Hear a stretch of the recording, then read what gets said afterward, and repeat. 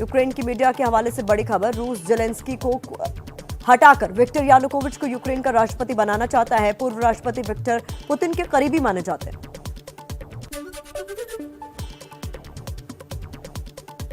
रूस के leak secret दस्तावेज के मुताबिक यूक्रेन पर हमले का प्लान 18 जनवरी को तैयार हो गया था और हरी झंडी मिल गई थी। 20 फरवरी से 6 मार्च तक चलनी है लड़ाई। यूक्रेन के रक्षा मंत्रालय ने जारी किए हैं दस्तावेज।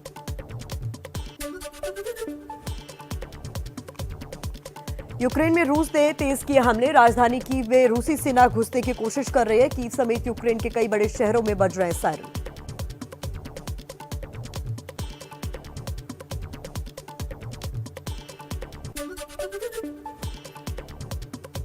रूस का दावा, जबरदस्त बमबारी के बाद यूक्रेन के खैरसॉन शहर पर रूसी सैनिकों ने पूरी तरह से कब्जा कर लिया है। खैरसॉन के मेयर और लोगों ने भी रूसी कब्जे की बात मानी।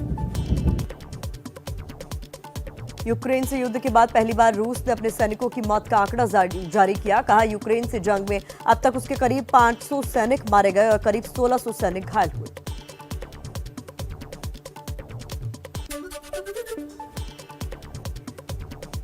यूक्रेन से जंग पर रूस का दावा, यूक्रेन के 2870 सैनिकों को मार गिराने और 572 को बंधक बनाने का दावा।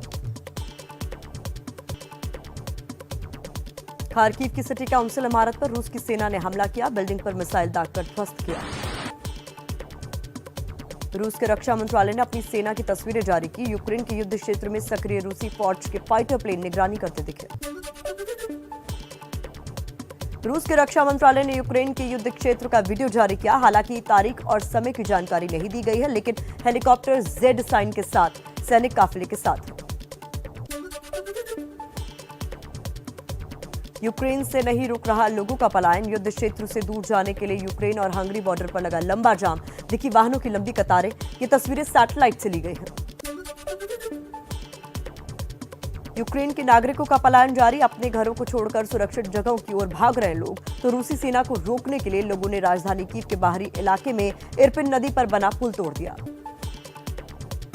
यूक्रेन से बीती रात और सुबह वायुसेना और एयर इंडिया के 5 विमानों से करीब 1000 छात्र देश लौटे। अगले 48 घंटे में करीब 5000 भारतीयों को लाने का प्लान। बहुत खुशी हो रही है।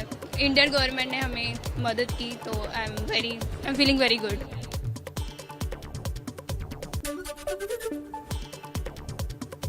यूक्रेन ने बाहर के छात्रों के लिए हॉटलाइन शुरू की। विदेश मंत्री दिमित्रो कुलेबा ने ट्विटर पर लिखा, हमने रूस के हमले के चलते यूक्रेन छोड़ने वाले अफ्रीकी, एशियाई और दूसरे छात्रों के लिए एक आपातकालीन हॉटलाइन स्थापित की है।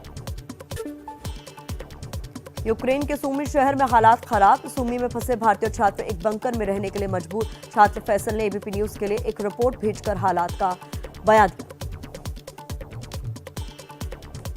यहाँ पे देखे सोने के लिए बस एक नॉर्मल तख्ता है और इधर आप देखें कुछ इधर भी यही सीन है। सब जहाँ जगह मिले, इधर भी बहुत सारा रश है। पोलैंड और रोमानिया से गाजियाबाद के हिंडन एयरबेस पहुंची वायुसेना की तीसरी और चौथी फ्लाइट। चारों फ्लाइटों से कुल 798 लोगों को लेकर पहुंचा विमान। ये जहाज अभी फिर लौट रहे हैं 1 घंटे के बाद रेस्ट करके। जब तक हमारा एक एक छात्र, एक एक अभिभावक जो उनके साथ है यहाँ नहीं लौटता है, तब तक ये कार्यक्रम हमारा लगातार चलेगा।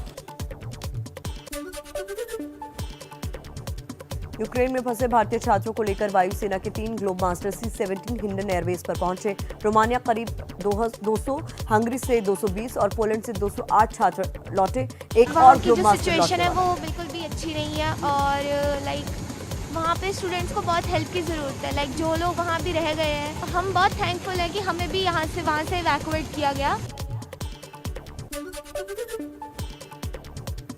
यूक्रेन में फंसे भारतीयों को लेकर एयर इंडिया के एक विमान मुंबई पहुंचा। रोमानिया की राजधानी बुखारेस्ट से 183 लोग लौटे। एयरपोर्ट पर केंद्रीय मंत्री रावासाहेब दानवे ने किया स्वागत।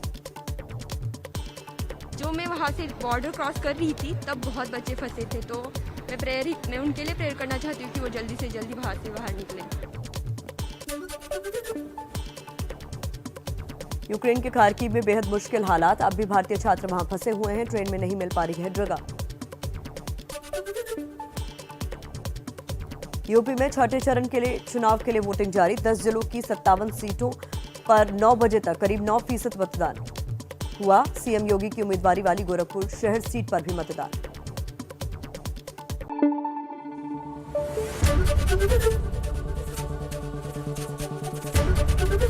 एबीपी न्यूज आपको रखे आगे।